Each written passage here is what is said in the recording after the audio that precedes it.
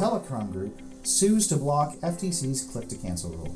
Now, this may be surprising if you had no idea what the click-to-cancel rule is, but if you'd heard about it, finding out that the telecoms are suing to cancel it is not surprising. No. So, and I believe we chatted about the click-to-cancel at a previous stream, or we just talked about that off-stream? We've talked about that off-stream, because that news broke between streams. That's right. And when putting the stream doc together, I felt it was more appropriate to talk about the latest news on that rather than the initial announcement. So, before you get into it, the FTC has been killing it this year. Yeah. Killing it. So, like, a lot of big government agencies holding tech companies accountable this year, which has been sick. It's been wild. The fake reviews, the click to cancel. There's been there's a bunch of EU stuff on anti-competitiveness and app stores and they've been crushing places. Yeah. So yeah. Let's dive in. This article is from Reuters on October 23rd. An industry group representing cable and internet providers sued, along with two others, on Wednesday to block a U.S. Federal Trade Commission rule that requires companies to offer simple cancellation mechanisms for subscriptions. NCTA, the Internet and Television Association, and groups representing the home security and online advertising industries said in papers filed with the 5th U.S. Circuit Court of Appeals in New Orleans that the rule known as click to cancel oversteps the FTC's authority and was not supported by evidence. A spokesperson for the FTC declined to comment. The FTC finalized the rule on October 16th after considering thousands of comments from individuals, industry groups, and consumer advocates. The Electronic Security Association, Interactive Advertising Bureau, and NCTA had filed comments criticizing the rule as overly broad. NCTA represents major cable and internet providers including Charter Communications, CHTRO, Comcast Corp., and Cox Communications, as well as media companies such as Disney Entertainment and Warner Bros. Discovery. The rule requires businesses to get consumers' consent for subscriptions, auto-renewals, and free trials that convert to paid memberships. The cancellation method must be at least as easy to use as the sign-up process. It also prohibits requiring consumers who signed up through an app or website to go through a chatbot or agent to cancel. For in-person sign-ups, companies must provide means to cancel by phone or online. The Fifth Circuit is a popular venue for business groups to challenge agency actions. 12 of the Fifth Circuit's 17 active judges were appointed by a Republican president, including 6 by former President Donald Trump. And this article is by Reuters. Reading through that, again, it's not surprising that there's going to be some lobbyists and some groups that are fighting that because, interests are interests. Yeah. To go back, maybe you haven't heard about this, a little bit of full context here. The FTC put a rule in place not long ago. This is super recent. Super recent. Now, last 30 days, maybe. The text we read through in the article did a good job explaining what the law. But this is 30 days ago they did this. FTC puts the rules in place, and then as of a few days ago, they are suing to stop it. This is the normal process. Yes. Right? When the FTC or the EU or any organization puts out a new rule restricting what the big corporations can do, they try to fight it. So we shouldn't be surprised that this is being challenged. Nope. Now, what's likely to happen with this rule? That's hard to say. The Fifth Circuit, as the article kind of alluded to, tends to be fairly friendly to corporations. This could get appealed all the way up to the Supreme Court, depending on how far the case goes. You never really know until it gets into the legal system. So we're not going to comment too heavily. No. I do want to ask one question before we start. What was the most frustrating thing that you've ever signed up for that you were trying to cancel that was the most frustrating to cancel? What was it? Facebook Business Manager. Facebook Business Manager. Which is really funny because we weren't paying for Facebook Business Manager. No. That back end was just so broken that trying to cancel the account just to get disconnected from everyone else's businesses when we decided not to offer that service anymore was frustrating. That took years. Yeah.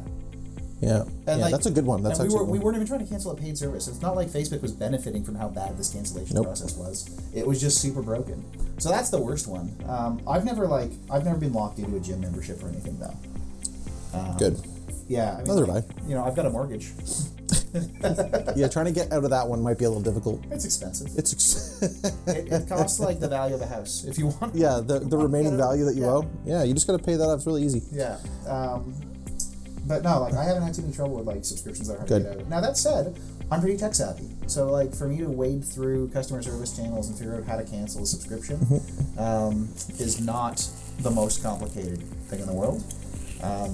I've had friends who have wanted to get out of subscriptions that were so hard to cancel, they just canceled the credit cards. Cancel the credit card. And start fresh. And then they waited for people to call them and say, hey, your credit card's expired. And they gave their new credit card information to the services they still wanted to use. Is that the best by-the-book way to get out of shady subscriptions? No. But you know That's a pain in the butt way. It did the job. It'll do it. It will do it. I think it's really sad that the big telecoms are fighting click-to-cancel. You should. I mean, the discussion topic is how should consumers feel about click-to-cancel? They should feel good about this because it should be easy to sign up for something. You should get all the information. We're again big advocates for transparency. You should know how much things cost. You should know for how long and the frequency and all the important things you should know in order for you to make an informed decision. And then let's just say life changes or it's moving. Great, it's a no-brainer. It's so much more basic than that. Yeah. You should be selling your goods and services to people that want your goods and services. Mm-hmm. When people don't want your goods and services, they should be able to selling to them. Like, it should be that easy, right? So like if people are signing up for things and then they're not enjoying it, they want to get out, it should be really straightforward for them to just disengage from paying for that service. The worst one of those I ever had, actually, going back to your question, was a VPN service that I signed up for. I wasn't super happy with it. I found it slow to connect. I was having issues, and like I tried to cancel my account like day one, and it took a bunch of back and forth with their staff, like grilling me on why I wanted to cancel, and I'm just like, because the service isn't good.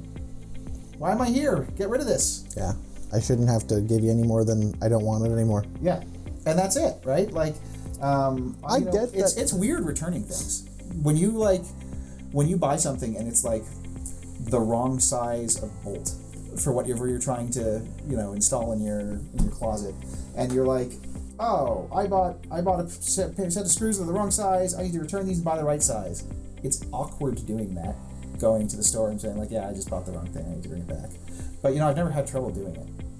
In-person returns are pretty easy. Like, how many times have I had to return something to like a Home Depot or that's the example. They're like they're pretty good. They're like, hey, you have a receipt. Anytime you're doing home renos, you're gonna make it to Home Depot like 4 times a day because you never get all the right things all the right way on the at first once. visit. Yeah.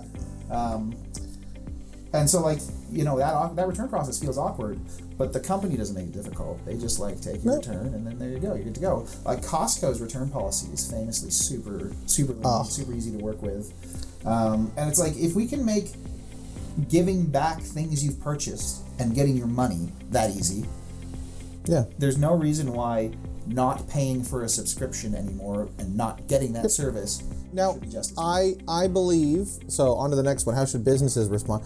I believe that the business should be able to capture some information on like, why don't you like this anymore, so that they can make the product better. But that act of like, hey, capturing some feedback, it needs to be short and sweet and brief and like great and friendly, and maybe there was some miscommunication or whatever, but they should be able to capture like, why the heck is this? Did we do something? Is there XYZ? It doesn't need to be out the door with no conversation. There's still a person on the other end of this after all, so like, right, it doesn't need to be yelling and swearing and but if it was my business, I'd be like, well, what's our biggest churn rate? Why are people not liking? Where can I focus my energy on making people like the thing we make more? So the solution for decreasing churn should be improving the service. Yeah. Not trapping customers who are miserable in your ecosystem. Because that's so horrible for everyone involved. Like, even as a business owner, the last thing I want is an army of locked-in customers that don't want to deal with me. Yeah, just so that you can, It's like, it's never going to be worth the money I'm making in. Now, I get it if you're a huge telecom and you've got a bunch of outsourced customer service staff dealing with all the complaints and it's just a number to you. Yep. Doesn't that sound like it's still not a nice thing to do?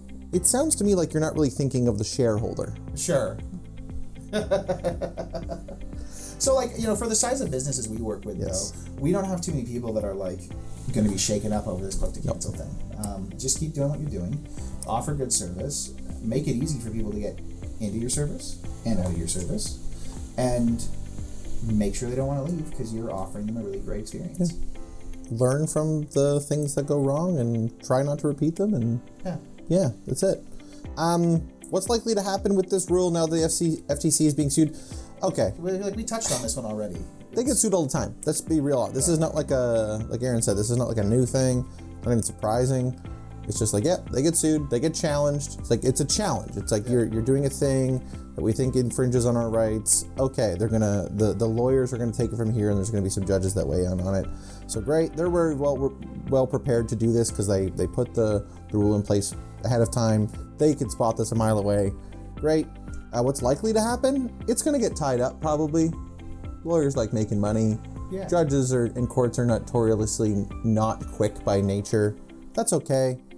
We don't need to be. That's not a complaint. That's just like what it is. There's going to be a bunch of back and forth, and then either some version of this rule will make it through, or it'll get repealed. That's it. And that's it.